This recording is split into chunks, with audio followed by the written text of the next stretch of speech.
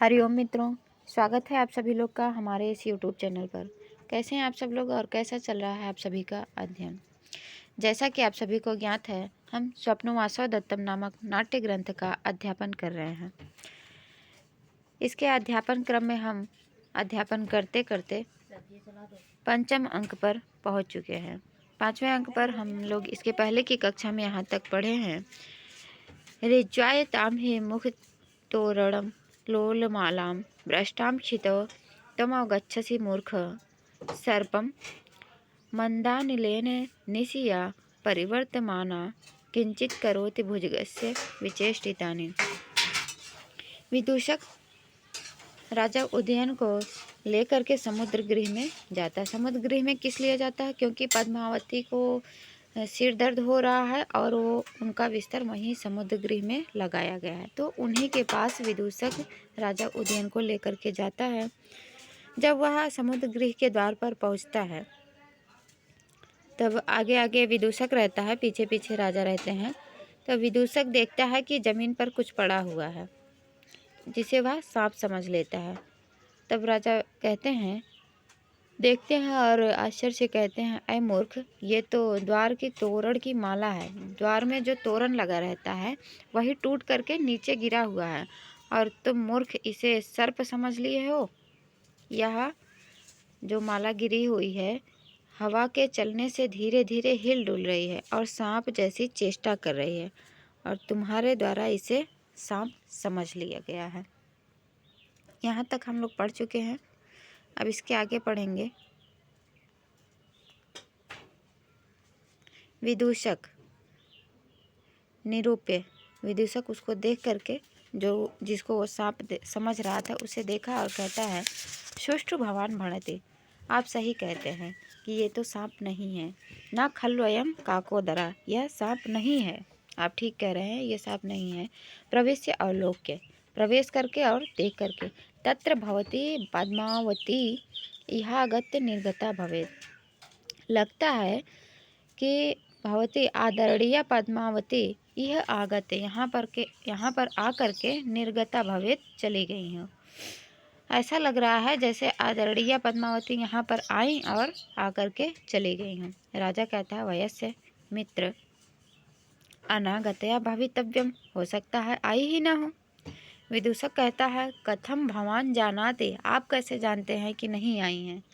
राजा कहता है, किमत्र गेयम, क्या इससे नहीं जान पड़ता है, क्या इससे नहीं पता चलता है। इसमें जानना क्या है, किम अत्र गेयम, इसमें जानना क्या है। पश्य माने देखो।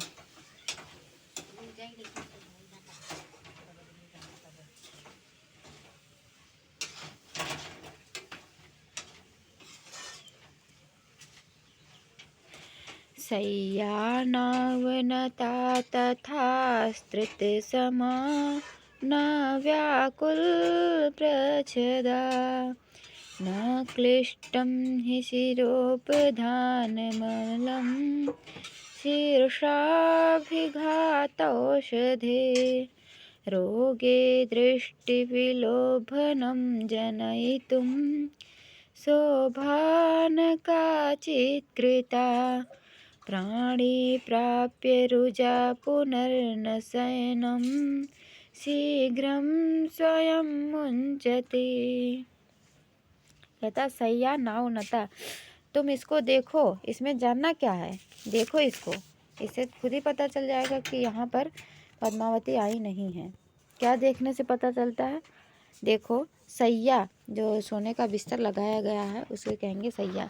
या जो सैया है, नावनता, झुकी नहीं, न अवनता, झुकी नहीं, अवनता ना, झुकी नहीं है। इसमें सिलवटें नहीं है, जैसी बिछाई गई थी वैसी पड़ी है। क्योंकि यहाँ पर अगर पद्मावती आई होती, इस पर लेटती, तो बिस्तर में सिकुड़न तो आता, किंतु यहाँ जो बिस्तर लगा है उसमें सिकुड़न नहीं है या अवनत नहीं हुआ। सैया न अवनता, सैया अवनत नहीं है। तथास्त्रित समा न व्याकुल प्रच्छदा, तथा वैसी ही त्रित समा, बिछी हुई है, समतल है। समा माने समतल, जैसा बिछाया गया था उसी तरह से बिछा हुआ है, यह समतल है, इसमें सिकुड़न नहीं है। व्याकुल प्रच्छदा, इस पे जो चादर बिछाई गई है वह व्याकुल नहीं, न व्याकुल प्रच्छदा, प्रच्छदा माने चादर, यहाँ जो चादर बिछाई गई थी वह भी सिकुड़ी नहीं है। व्याकुल माने सिकुड़ना, चादर तो व्याकुल होगा नहीं, वो सिकुड़ेगा। तो जो ये चादर बिछाई गई है उसमें सिकुड़न नहीं है, या जो सैया है वह झुकी हुई नहीं है, मतलब किसी भी प्रकार से सैया में कोई विकार नहीं है, जैसा बिछाया गया था वैसा ही पड़ा है।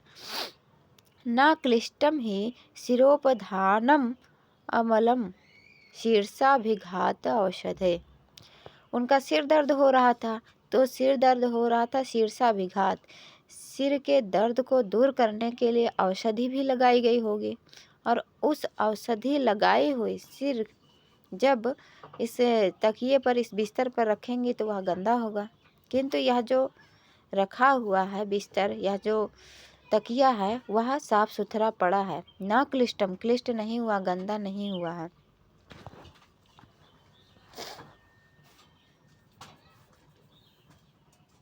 क्लिष्टम मलिनम न, क्लिष्ट मलिन नहीं हुआ है। शिरोपधान, सिर पर लगाए गए, सिर पर जो लगाया गया है शीर्षाभिघात औषधि, सिर दर्द की दवा, उस दवा को लगाने से भी अनम मलम, जो तकिया है वह मलिन नहीं हुआ है, वह गंदा नहीं हुआ। इससे भी पता चलता है कि यहाँ पर आई नहीं है, पद्मावती यहाँ नहीं आई है।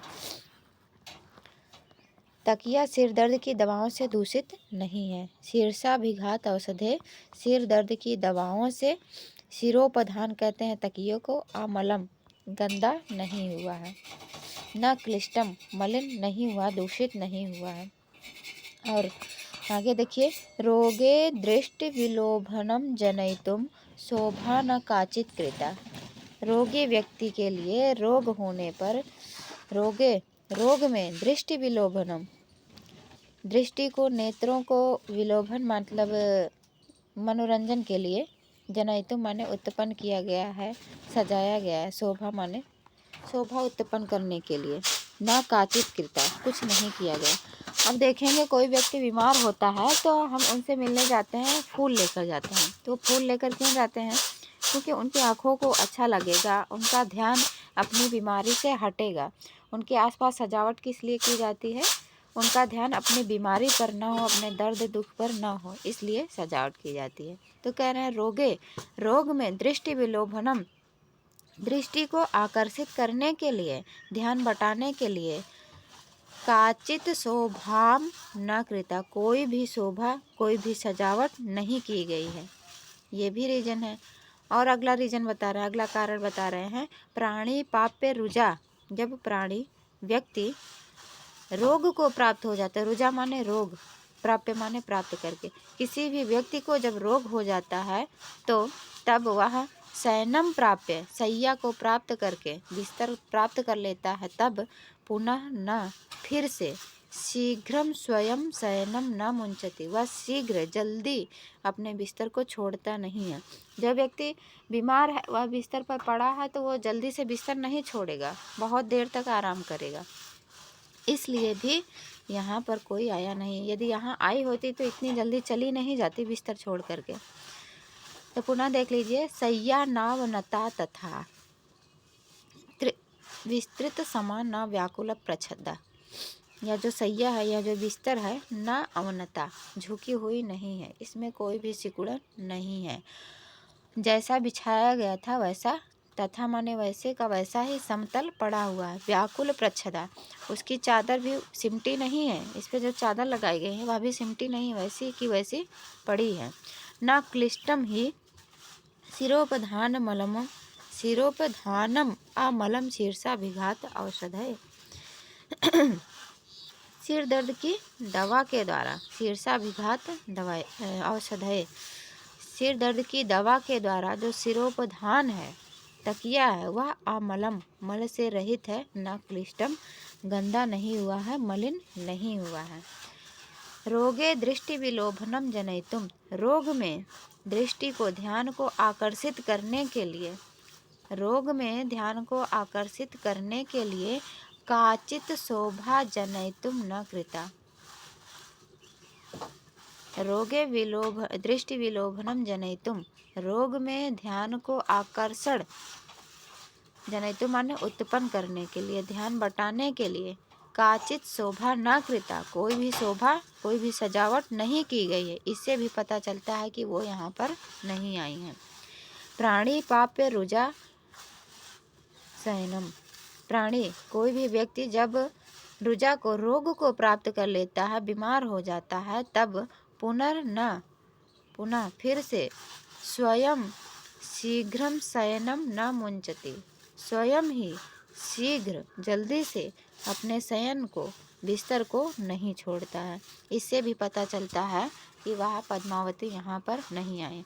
यदि आई होती तो बिस्तर पर लेटी होती, बिस्तर में सिकुड़न आता, उनके सिर में दवा लगाया गया होता तो तकियों में दवा की गंध आती। और वो यहाँ यदि आई होती तो वो राजकुमारी है, बीमार है, तो उनके ध्यान को आकर्षित करने के लिए सजावट भी किया गया होता, जो कि यहाँ पर नहीं है। यदि वो बीमार थी तो यहाँ आई होती, यहाँ बिस्तर पर लेटी होती, यदि लेटी होती तो इतना जल्दी तो जाती नहीं। इससे भी पता चलता है कि वो यहाँ पर आई ही नहीं है। विदूषक कहता है, तेन ही अस्याम सय्याम मुहूर्तम उपविश्य तत्र भवतीम प्रतिपालयतु भवान। विदूषक कह रहा है, तेन ही, तो फिर ही माने निश्चित रूप से, अस्याम सय्यायाम, इस सैया पर, मुहूर्तम उपविश्य, क्षण भर बैठिए और भवतीम, आदरणीय देवी पद्मावती की प्रतिपालयतु भवान, आप प्रतीक्षा करें।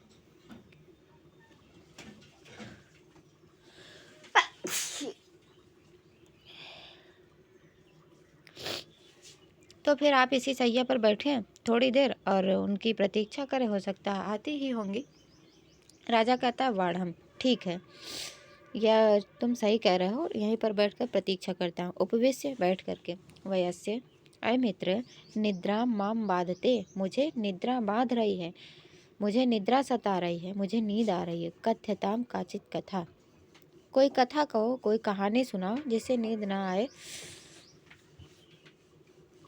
विदूषक कहता है, अहम कथयिष्यामि, हाँ ठीक है, मैं कहता हूँ। हूँ इति करोतु अत्र भवान, हूँ ऐसा आप कहिएगा, हुकारी भरिएगा। मैं कहानी कह रहा हूँ, मैं किस्सा कह रहा हूँ, आप हुकारी भरिएगा। राजा कहता है, बाढ़म, ठीक है, तुम कहो, मैं हूँ कहूँगा, हुकारी भरूंगा। विदूषक कहता है, अस्ति नगरी उज्जैनी नाम, उज्जैनी नाम की एक नगरी थी। ये कहानी कहना शुरू किया, कथा कह रहा है। विदूषक कह रहा है, अस्ति नगरी उज्जैनी नाम, उज्जैनी नामक एक नगरी थी।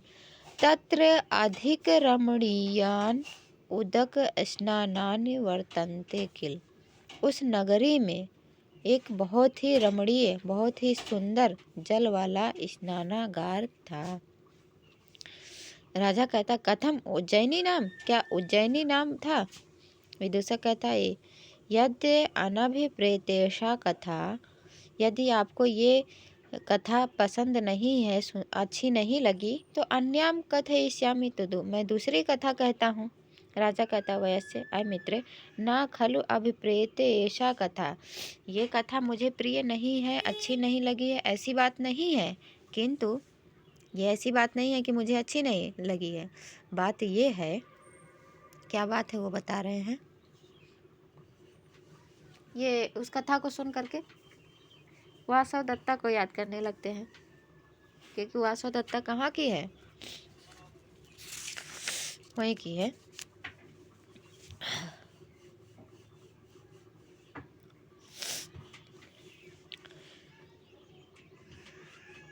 स्मराम्यवन्त्याधिपते सुताया, प्रस्थान काले स्वजनं स्मरन्त्या, वाष्पं प्रवृत्तं नयनान्तलग्नं, स्नेहान् ममैवोरसि पातयन्त्या।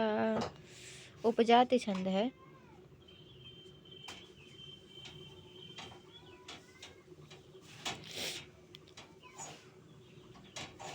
स्मरामि, स्मरण करता हूँ, किसको? अवंत्याधिपते सुताया, अवंती देश के जो राजा हैं उनकी पुत्री। अवंती राजा की पुत्री को मैं याद करता हूँ। अवंती देश के राजा की पुत्री है वासवदत्ता, तो उनको मैं याद करता हूँ। जब प्रस्थान काल में जब मैं वहाँ से प्रस्थान कर रहा था, उज्जैनी को छोड़कर जा रहा था, उज्जैनी को छोड़कर मेरे साथ चलते समय, प्रस्थान काले चलते समय, स्वजनम स्मरंत्या, अपने परिवार जन को याद करती हुई,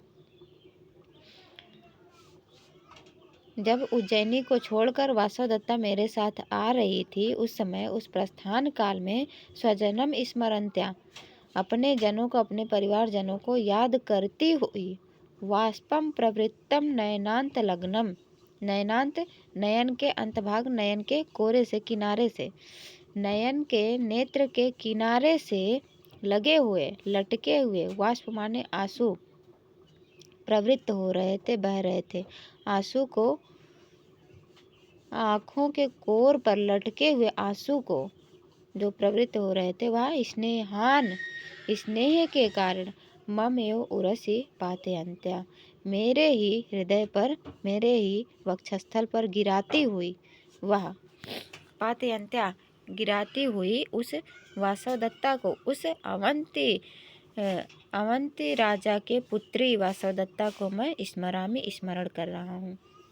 जैसे विदाई के समय लड़कियां रोते हुए जाती हैं, तो जब आधे रास्ते में पहुंच जाती हैं, रोती हैं, अपना आनंद पति के वक्षस्थल पर रख लेती हैं, तो जो आंसू गिरेगा उनके वक्षस्थल पर ही गिरेगा। तो वही कह रहे हैं राजा उदयन कि प्रस्थान काले, जब मैं उज्जैनी को छोड़कर आ रहा था, तब प्रस्थान काले मेरे साथ में जो वासवदत्ता आ रही थी, वहाँ से प्रस्थान करते समय स्वजनम स्मरंत्या, वह वासवदत्ता स्वजनम स्मरंत्या, अपने ही जनों को स्मरण करती हुई, नयनांत लग्नम, नयन के किनारे से, नेत्रों के किनारे से जो लगा हुआ था, वाष्पम प्रवृत्तम, आंसू गिर रहा था, वह स्नेहान, स्नेह के कारण, मम एव उरसी, मेरे ही हृदय पर पातयंत्या, गिराती हुई, अवंत्याधिपते सुताया, गिराती हुई उस अवंतिराज की पुत्री वासवदत्ता को मैं स्मरामि, याद करता हूँ।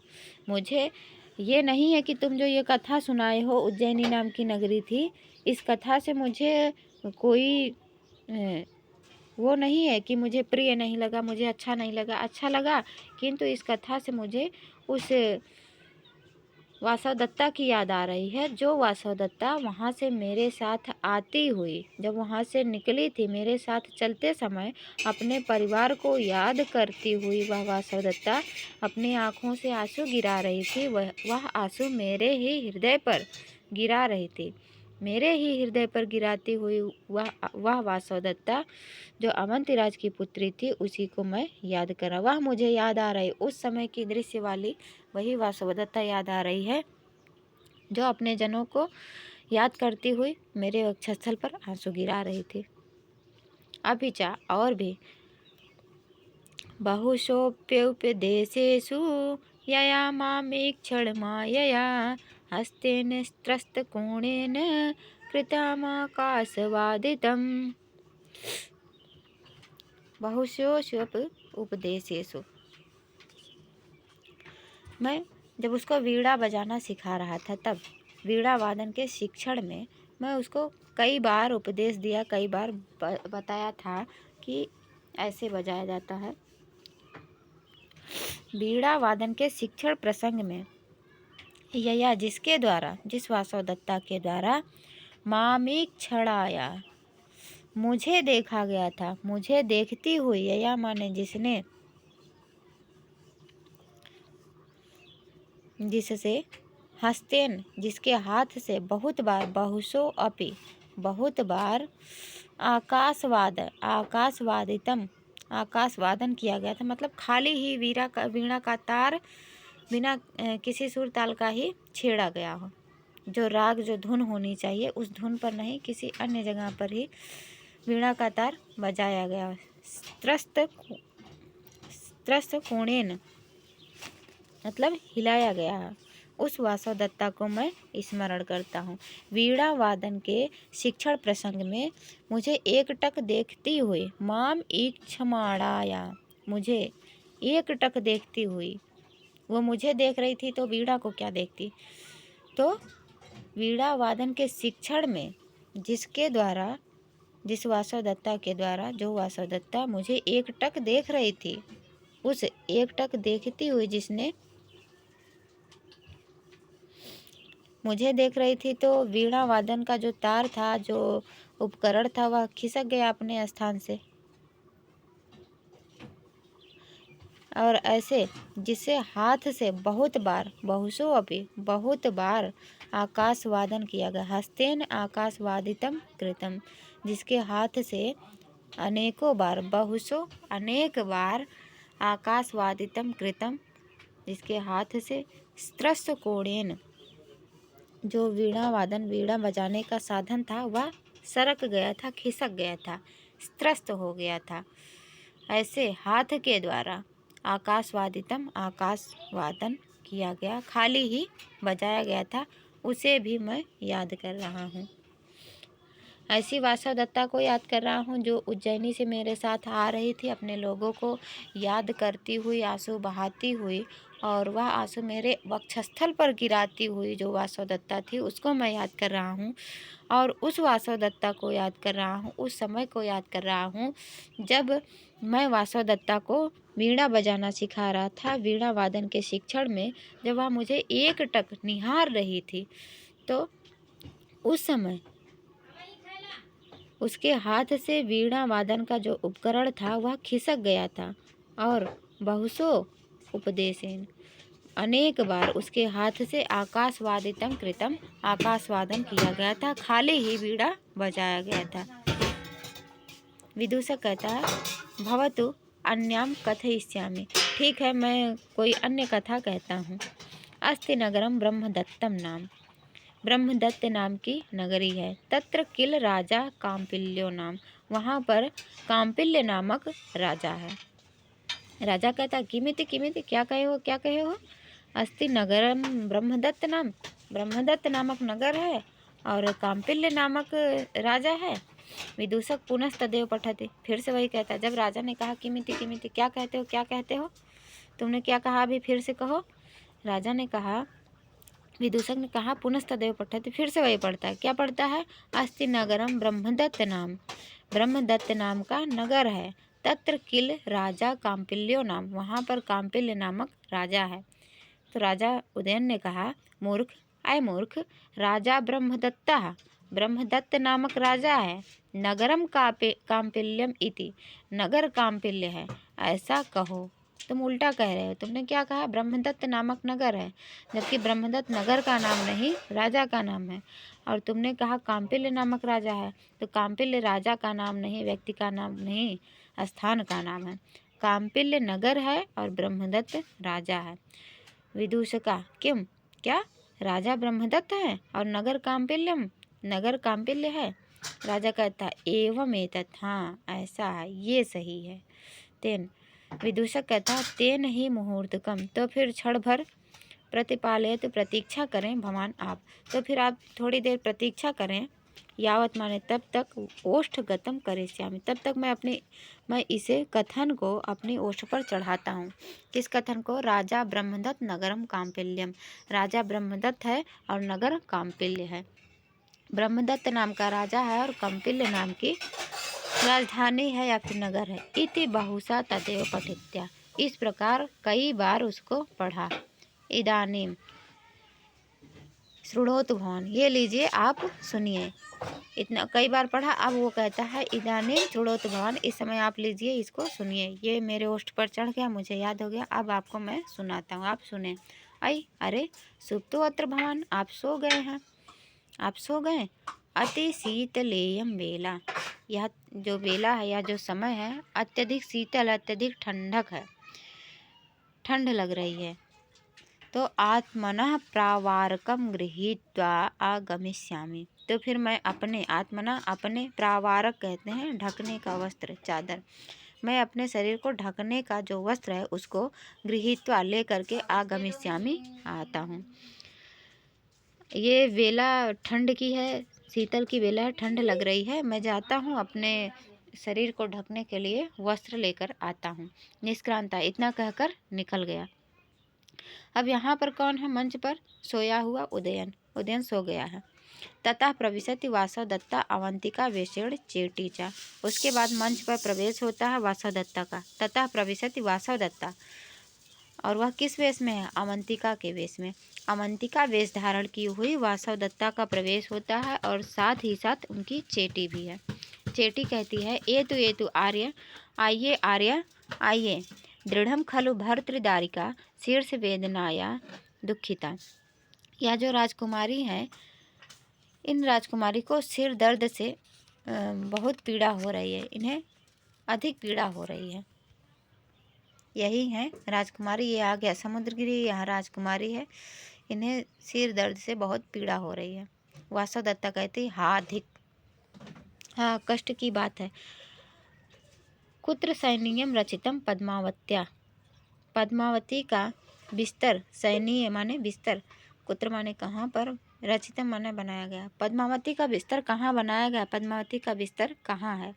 चेटी कहती है, समुद्र गृह के किल सैया स्तीर्णा। समुद्र गृह में सैया बनाया गया है। पद्मावती की सैया समुद्र गृह में बिछाया गया है। समुद्र गृह कैसा होता है? एक शीतल स्थान होता है जहाँ पर बादलों जैसा बिस्तर होता है, मुलायम आरामदायक। तो वहीं पर रोगी व्यक्ति का बिस्तर लगाया जाता है जिनसे उन्हें जल्दी से आराम मिल सके। चेटी कहती है, समुद्र गृह में बिस्तर लगाया गया। वासवदत्ता ने कहा, तेन ही अग्रतो या ही, तो फिर तुम आगे आगे चलो, क्योंकि रास्ता मैंने तो देखा नहीं, तुम देखी हो, चलो आगे आगे। उभय परिक्रामता, दोनों लोग मंच पर घूमती हैं। ध्यान रखिएगा कि नाटक चल रहा है। चेटी, इदम समुद्र गृहकम, ये समुद्र गृह आ गया, ये आ गया समुद्र गृह। प्रविशतु आर्य, आर्य प्रवेश करें। यावदहम अपि शीर्षानुलेपनम त्वरयामि, तब तक मैं त्वरयामि शीघ्रता करती हूँ। किस लिए? शीर्षानुलेपनम, सिर पर लगाने के लिए कुछ लेप वगैरह, बाम वगैरह लेकर के आती हूँ। इतना कह करके निष्क्रांता निकल जाती है, चेटी निकल जाती है। अब मंच पर कौन है? उदयन सोया हुआ है और वासवदत्ता अभी अभी आई हैं अवंतिका वेश में। वासवदत्ता और उदयन यहाँ मंच पर आ गए हैं। वासवदत्ता कहती है, अहो अकरुणा खलु ईश्वरा में, अरे हाय, अकरुणा खलु ईश्वरा, ईश्वरा मेरा भाग बड़ा ही निर्दयी अकरुण है। निश्चय ही देवता मेरे लिए निर्दय है। मैं माने मेरे लिए, खलु माने निश्चय ही, ईश्वरा माने ईश्वर, अकरुणा माने करुणा से रहित है। मेरे लिए ईश्वर, मेरा भाग्य करुणा से रहित है, निर्दयी हो गया है। क्यों? विरह पर्युत्सुकस्य आर्यपुत्रस्य विश्रमस्थानभूतियमपि नाम पद्मावत्य अस्वस्था जाता।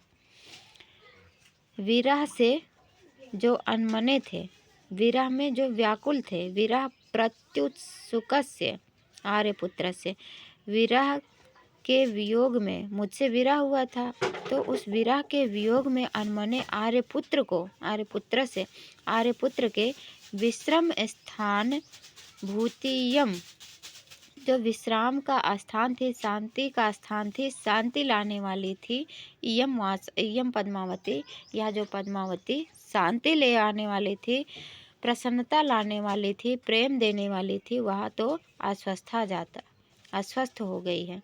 यावत प्रविशामि, चलो तब तक मैं प्रवेश करती हूँ इस समुद्र गृह में। प्रविश्य अवलोक्य, प्रवेश करके और देख करके, अहो अरे परिजनस्य प्रमादा, अरे परिजनों का प्रमाद तो देखो, सेवक जनों का, जो सेवक लोग हैं उनकी लापरवाही तो देखो। ये राजकुमारी हैं, इनकी सेवा शुश्रूषा तो होनी चाहिए, लेकिन यहाँ तो कोई भी सेवक नहीं है। सेवकों का प्रमाद तो देखो, इनकी लापरवाही तो देखो। अस्वस्था पद्मावतीम केवलम दीप सहायाम कृत्वा परित्यजति। अस्वस्थ मतलब बीमार पद्मावती को केवलम दीप सहायाम, केवल दीपक की सहायता से, केवल दीपक के भरोसे छोड़ करके चले गए हैं। सहा कृत्वा परित्यजति। बीमार पद्मावती के पास केवल दीपक ही है, ऐसा ही छोड़ करके सभी सेवक लोग यहाँ से चले गए। इनका प्रमाद तो देखो। यम पद्मावती अवसुप्त, यह पद्मावती सोई हुई हैं। यावत उपविशामि, तब तक मैं इनके पास बैठती हूँ। अथवा अन्य आसन परिग्रहेण अल्पयुष्नेहा प्रतिभाति। वो कोई अन्य कुर्सी या कुछ और होगा सिलापट्ट बैठने के लिए वहाँ पर, तो कहती है कि दूसरे आसन पर बैठने से, अन्य आसन दूसरे आसन पर परिग्रहण मतलब ग्रहण करने से, बैठने से अल्पयुष्नेह प्रतिभाति, प्रेम कम प्रदर्शित होता, कम प्रेम होता है। दूसरे स्थान पर बैठने से या फिर दूसरा आसन लेकर बैठने से स्नेह कम होता है। तदस्याम, तो फिर अस्याम सय्यायाम उपविशामि, इसी की सैया पर बैठती हूँ। इसके सिर के पास या फिर इसके पैर के पास बैठती हूँ, इसी के ही बिस्तर पर बैठती हूँ। उपविश्य, बैठकर। किम नु खलु एतयाम सहोपविशन्त्या, सह उपविशन्त्या अद्य प्रह्लाद तम इव मे हृदयम। किम नु खलु एतयाम, बैठकर, आज इसके साथ, अद्य, आज इसके साथ, सह माने साथ, उपविशन्त्या, बैठ करके, अद्य, आज, प्रह्लादम इव मे हृदयम, प्रह्लादितम इव, मेरा हृदय और अधिक प्रह्लादित क्यों लग रहा है। आज मैं इसके साथ बैठी हूँ इसके बिस्तर पर, मेरा हृदय और भी अधिक प्रसन्न लग रहा है। ऐसा क्यों हो रहा है। यहाँ तो पद्मावती है, इसके साथ मैं तो हमेशा बैठती उठती हूँ, तब तो ऐसा नहीं लगा कभी, लेकिन आज इसके साथ बैठी हूँ तो मेरा हृदय और प्रसन्न लग रहा है। दिष्ट्या अविच्छिन्न सुख निश्वासा, सौभाग्य से भंग रहित, निरंतर, नियमित और सुखपूर्वक सांस उच्छ्वास वाली है। सौभाग्य से, दिष्ट्या सौभाग्य से, विच्छिन्न सुख निश्वासा, इसका जो श्वास है वह छिन्न नहीं हुआ है, अच्छे से श्वास ले रही है। निवृत्त रोगया भवितव्यम, ये जल्द ही रोग से निवृत्त हो जाएगी, रोग यहाँ इसके पास से चला जाएगा, यह जल्दी ही स्वस्थ हो जाएगी।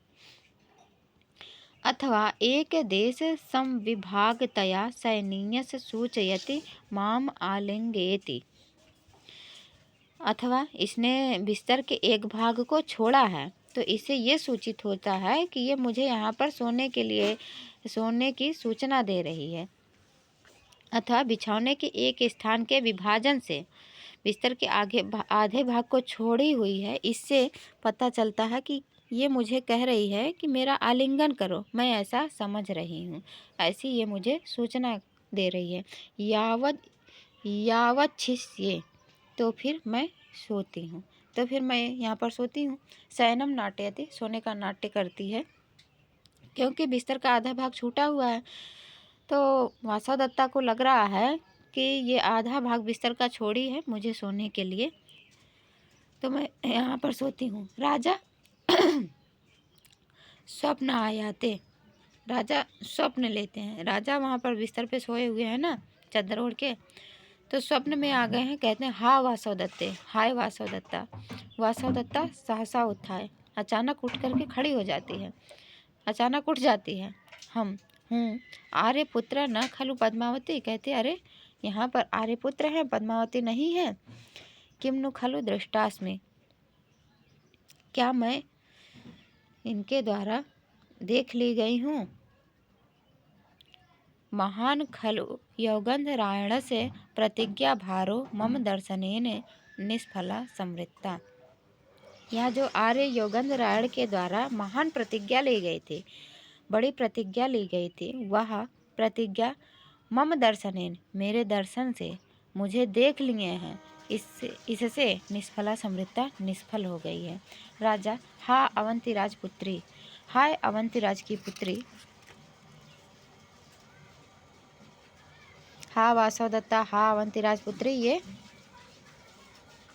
स्वप्न देख रहे हैं। तो आज के पाठ में इतना ही, उन्हें स्वप्न में रहने दीजिए और दोनों को मिलने दीजिए, वासवदत्ता और उदयन ये दोनों पास में है, सोए हुए हैं, लेकिन उदयन जो है वासवदत्ता को स्वप्न में देख रहे हैं। इसीलिए पंचम अंक के नाम से ही इस नाट्य ग्रंथ का नाम पड़ा है स्वप्न वासवदत्ता। स्वप्न में वासवदत्ता, स्वप्न में वासवदत्ता। प्रश्न ये भी आता है कि किस अंक में राजा उदयन वासवदत्ता को स्वप्न में देखते हैं, तो पंचम अंक में देखते हैं। आज के पाठ में इतना ही। वीडियो देखने के लिए आप सभी का बहुत बहुत धन्यवाद। मिलते हैं अगली क्लास में, तब तक के लिए नमो नमः।